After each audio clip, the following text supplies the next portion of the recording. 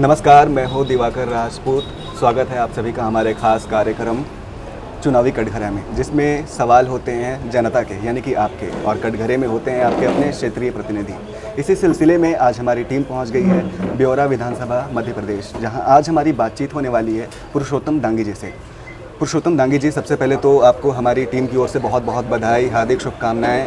आपको कांग्रेस का प्रत्याशी घोषित किया गया है, साथ ही साथ आपका स्वागत है हमारे खास कार्यक्रम में। धन्यवाद सर। आप पुरुषोत्तम डांगी जी, अगर आपकी बात की जाए तो आप पहले भी विधायक रहे हैं जी। तो ऐसे में अगर राजनीतिक सफ़र की चर्चा अगर की जाए तो वो क्या होगी? मतलब राजनीति में आप कैसे आए या राजनीति को ही क्यों चुना आपने? मेरे दादाश्री ग्राम पंचायत के सरपंच थे और मेरे नाना श्री मंडल पंचायत के अध्यक्ष थे और फिर मेरे पिताश्री सरपंच रहे। उसके बाद मैं ग्राम पंचायत के वार्ड का मेंबर बना, पंच, फिर सरपंच बना, फिर विधायक बना। पार्टी ने तो एक बार फिर से भरोसा जताया आप पर, क्या लगता है जनता का भी विश्वास प्राप्त होगा इस बार? बिल्कुल, जनता का शोर विश्वास पात्र होगा, 2000 विश्वास प्राप्त होगा। 2008 में भी आप विधायक जीत कर आए थे, और अगर प्रतिशत वोट की प्रतिशत की बात की जाए तो लगभग 12% के अंतर से आपने भाजपा के प्रत्याशी को हराया था। जी। कमी कहाँ रह गई थी? फिर से आपको प्रत्याशी नहीं बनाया गया 2013 में? ये पार्टी हाईकमान का मामला है और उनको जैसा उपयुक्त लगा वैसा पार्टी ने निर्णय लिया। क्यों लगता है आपको कि इस बार जनता आपकी पार्टी को और आपको चुनेगी? मतलब सीधे शब्दों में अगर पूछा जाए तो कांग्रेस पार्टी में ऐसा क्या खास है? मतलब दूसरे पार्टियों से कांग्रेस कहाँ बेहतर है? 18.5 साल की सरकार में मध्य प्रदेश में कोई विकास नहीं हुआ, कोई काम नहीं हुआ, भ्रष्टाचार, लूट खसोट और कोरी घोषणाएं हुई है। इसलिए भारतीय जनता पार्टी, किसान, आम आदमी, युवा, बेरोजगार, तमाम लोग परेशान हैं। भारतीय जनता पार्टी से अब मध्य प्रदेश की जनता ऊब चुकी है, इसलिए भारतीय जनता पार्टी को अब मध्य प्रदेश की जनता नकारने वाली है। वहीं कांग्रेस की बात की जाए, हमारे परम आदरणीय पूर्व मुख्यमंत्री श्री दिग्विजय सिंह साहब की सरकार थी। 10 साल किसानों को मुफ्त में बिजली मिली, बहुत सारी योजनाओं, मध्य प्रदेश का विकास हुआ, योजनाओं का लाभ मिला, गरीबों को निःशुल्क इलाज मिला।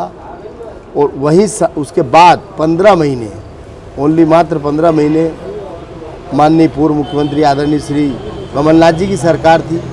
उसमें ये गौ माता की बात करते हैं, गौ माता पर राजनीति करते हैं, परंतु 1000 गौशाला आदरणीय कमलनाथ जी की सरकार में खुली। किसानों का कर्जा माफ हुआ 27 लाख, 100 यूनिट बिजली 100 रुपये में दी, और भी अन्य योजनाएं मध्य प्रदेश सरकार देने वाली थी। कुछ जयचंदों के कारण सरकार गिर गई, इसलिए नहीं तो 15 महीने में भी की सरकार हमारी। तो इतनी सारी उपलब्धियां गिनाने का काम कर रहे हैं, वहीं भाजपा की अगर बात की जाए तो भाजपा के तमाम नेता बार बार ये आरोप लगाते रहते हैं कि कांग्रेस पार्टी जो है वो घोटालेबाजों की सरकार है। इस पर क्या कहेंगे? अब विपक्ष का काम है आरोप लगाना। कौन सा घोटाला किया और कौन सा घोटाला प्रमाणित हुआ जिसमें किसको सजा हुई? आरोप प्रत्यारोप लगाना सामान्य। आपको पता होगा वो व्यापम घोटाले में कितने लोगों की जान गई है, वो होता है आरोप। आपको पता होगा उज्जैन महाकाल भगवान के वो मूर्तियों का गिर गई, ये होता है घोटाला। हमारे ब्यावरा शहर में एक बड़ी पानी की टंकी ढह गई, ये होता है घोटाला। वर्तमान में ब्यौरा विधानसभा में कांग्रेस के ही विधायक हैं, या फिर कह लें कि ब्यौरा में कांग्रेस की ही सरकार है। अगर इन 5 वर्षों की समीक्षा अगर आपके शब्दों में की जाए तो वो क्या होगा? उनसे जो बेहतर हो सकता था वो सेवा देने का प्रयास किया है। 15 महीने सरकार के एमएलए भी रहे, उनने भी सुठालिया में ग्रिड बना और बहुत सारी गौशालाएँ बनी और 1-2 जगह और ग्रिड बने हैं। उसके बाद सरकार की वर्तमान में है रामचंद्र डांगी जी हैं, वो भी अधिक से अधिक सेवा देने का प्रयास कर रहे हैं, किया है उन्होंने। राज्य में भाजपा की सरकार है, केंद्र की बात अगर की जाए तो केंद्र में भी भाजपा की सरकार है। मतलब भाजपा की डबल इंजन की सरकार और उनके विकास के दावों के आगे आपके पास भी कुछ उपलब्धियां हैं क्या जनता को बताने के लिए?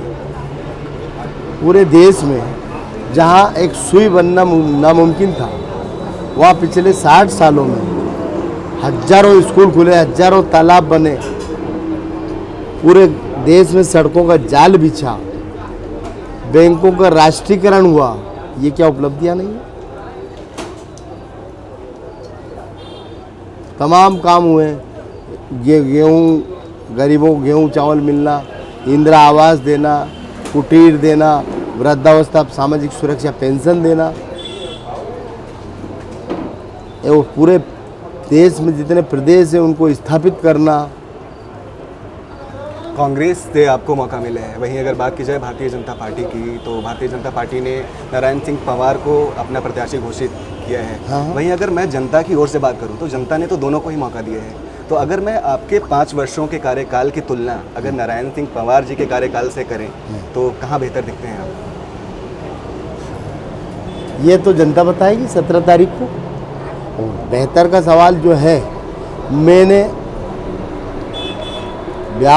समय में 2 डैम बने, 2 तालाब बने बड़े बड़े, एक बड़ा बांकपुरा का डैम बना, सोनकत से नई दिल्ली की सड़क बनी, मलावर से जामी तक सड़क बनी, मुख्यमंत्री सड़कों का जाल बिछा, ब्यावरा शहर को कुशलपुरा डैम से पेयजल उपलब्ध कराया, सोठालिया में अस्पताल बना, सोठालिया में बस स्टैंड बना, बहुत सारे काम किए मैंने भी।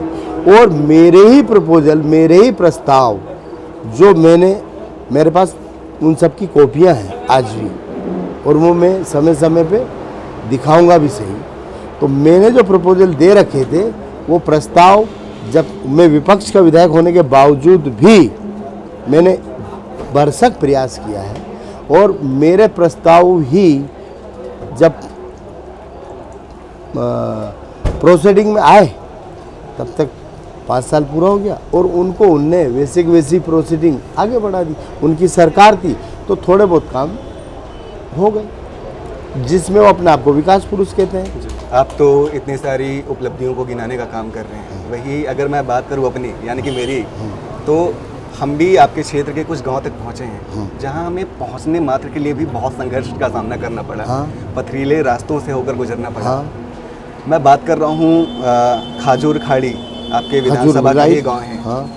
तो क्या लगता है, आज़ादी के इतने सालों बाद तक भी एक सड़क जैसी आम सुविधा से भी लोग वंचित हैं, क्या कहेंगे इस पर?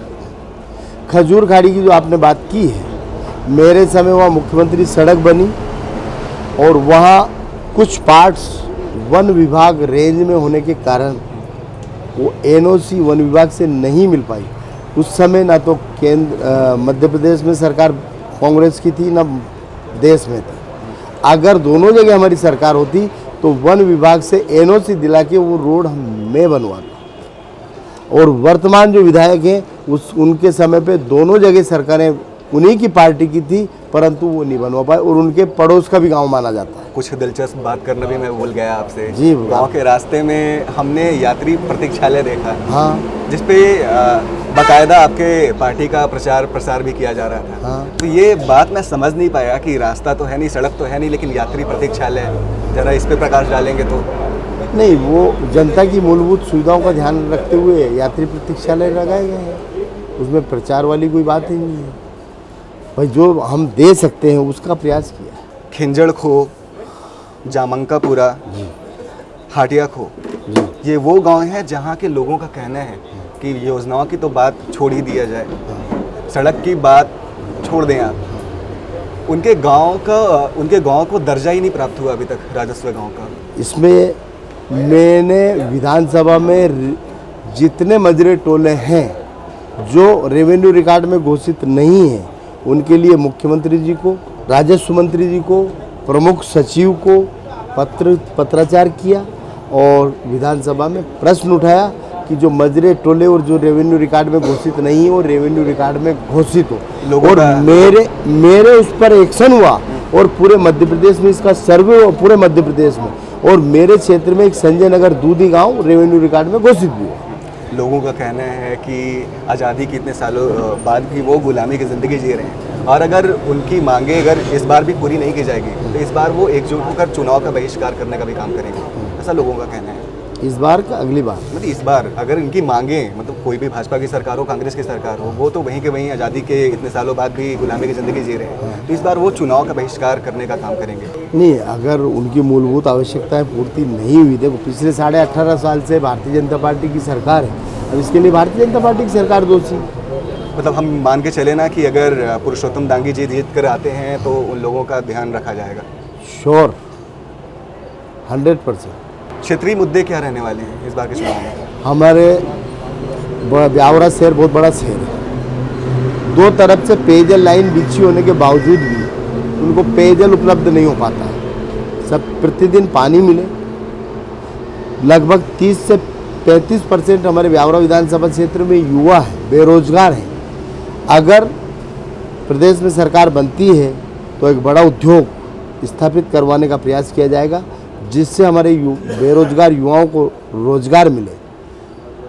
राजगढ़ जिले में सबसे ज़्यादा घटनाएं, दुर्घटनाएं ब्यावरा में शहर में ब्यावरा में होती हैं, तो मैं एक ट्रामा सेंटर यहाँ खुले, उसके लिए मेरा प्रयास किया जाएगा होगा। गर्ल्स कॉलेज, कृषि विश्वविद्यालय, जो यहाँ के लोगों को बेहतर सुविधा होना चाहिए, उसको देने का मैं प्रयास करूँ। भाजपा कहीं ना कहीं नरेंद्र मोदी के चेहरे को आगे रखकर चुनाव लड़ने का प्रयास कर रही है। क्या लगता है नरेंद्र मोदी की लोकप्रियता आपके लिए चुनौती साबित हो सकती है क्या आपके चुनावी क्षेत्र में? मैं ऐसा नहीं मानता। अगर लोकल स्तर पर जनता की सेवा बेहतर कौन करेगा, ये जनता समझती है कि हमारे सुख दुख और हमारे हर परिस्थिति में हमारे साथ कौन खड़ा रहेगा, वो उसको चुनेगा। केंद्रीय मुद्दे भी प्रभाव रखने वाले हैं क्या मध्य प्रदेश चुनाव में, राज्य के चुनाव में? राष्ट्रीय स्तर के अगर मुद्दों की बात की जाए, हाँ, तो केंद्रीय मुद्दों मोदी जी के कार्यशैली को ही दिखाकर भाजपा कहीं ना कहीं चुनाव लड़ने का प्रयास करती है। हाँ। क्या लगता है केंद्रीय योजनाएं, केंद्रीय मुद्दे भी प्रभाव रखेंगे? वो केंद्र की योजना है और केंद्र के भी इतने कोई बड़े मुद्दे हैं नहीं जिससे जनता को डायरेक्ट कोई सीधा लाभ हुआ हो। धर्म के नाम पे, जात पात के नाम पे राजनीति भारतीय जनता पार्टी करती है। मुझे नहीं लगता कि केंद्र के कोई मुद्दे मध्य प्रदेश में प्रभाव डालें। चंद महीनों बाद लोकसभा का भी चुनाव आने वाले हैं। वहीं अगर आपकी पार्टी की बात की जाए तो इंडिया नामक गठबंधन का हिस्सा है कांग्रेस। हाँ। इंडिया नामक गठबंधन का हाँ। क्या मान के चले हम कि आज कांग्रेस इतना कमज़ोर हो चुका है, इतना विवश हो चुका है कि इंडिया नामक गठबंधन का सहारा लेना पड़ रहा है कांग्रेस को? जब हम को एक सांप्रदायिक ताकत को हराना हो तो हमें सबको साथ लेके चलने की ज़रूरत है। वो हम कांग्रेस पार्टी प्रयास करे। सांप्रदायिक ताकतें जो आज देश को बेचने का प्रयास कर रही है, देश में असहिष्णुता फैलाने का प्रयास कर रही है, उसको रोकने के लिए हमको सबको साथ लेने की ज़रूरत है। वो कांग्रेस पार्टी कर रही है। एनडीए गठबंधन से जो जितने भी नेता हैं वो नरेंद्र मोदी को अपना नेता मानते हैं। हाँ। क्या लगता है प्रधानमंत्री का चेहरा कौन होगा इंडिया गठबंधन से? कि दावेदारी तो बहुतों की है वहाँ पे। हमारे आदरणीय राहुल गांधी जी। चंद दिनों बाद मध्य प्रदेश का चुनाव है। तमाम पार्टियां, नेता अलग अलग वादों के साथ, अलग अलग दावों के साथ चुनाव में जा रहे हैं। ऐसे में अगर मैं आपके अपने संकल्प एवं वादों की बात की जाए तो वो क्या रहेंगे? आपके वादे क्या रहने वाले हैं इस बार जनता से? मैंने बोला ना आपको, एक बड़ा उद्योग स्थापित करवाने का प्रयास किया जाएगा जिससे बेरोजगार युवाओं को रोजगार मिले। ट्रामा सेंटर स्थापित हो जिससे बेहतर सुविधा हमारे दुर्घटनाग्रस्त लोगों को मिले। गर्ल्स कॉलेज यहाँ खुले जिससे हमारी बेटियों को, बहनों को बेहतर शिक्षा मिले। ब्यावरा शहर जहाँ 8 दिन में 15 दिन में नल आते हैं, उनको प्रतिदिन पेयजल उपलब्ध हो, ये हमारा प्रयास रहेगा। कृषि विश्वविद्यालय यहाँ खुले, उसके लिए हमारा प्रयास होगा।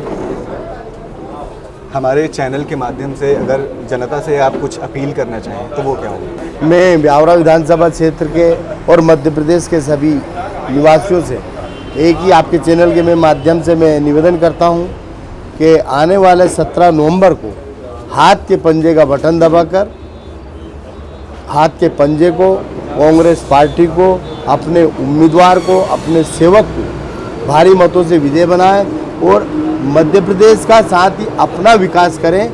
और इस मध्य प्रदेश को डूबने से बचाएं। ये मेरी विनती है कि सभी इस सेवक पुरुषोत्तम दांगी को हाथ के पंजे का बटन दबाकर भारी मतों से विजय बनाएं और अपने क्षेत्र में मध्य प्रदेश को विकास की ओर अग्रसर करें। तो ये थे हमारे साथ पुरुषोत्तम दांगी जी। पूर्व में ये विधायक भी रहे हैं ब्योरा विधानसभा से, और वर्तमान की अगर बात की जाए तो कांग्रेस ने एक बार फिर से इन्हें अपना प्रत्याशी घोषित किया है। ऐसे ही अलग अलग क्षेत्रों में पहुंचकर, अलग अलग विधानसभा में पहुंचकर अलग अलग नेताओं से आपका परिचय करवाते रहेंगे, आपकी बातचीत करवाते रहेंगे और आपके सवालों को आपके प्रतिनिधि तक पहुंचाने का काम करते रहेंगे। देखते रहिए हमारा चैनल न्यूज़।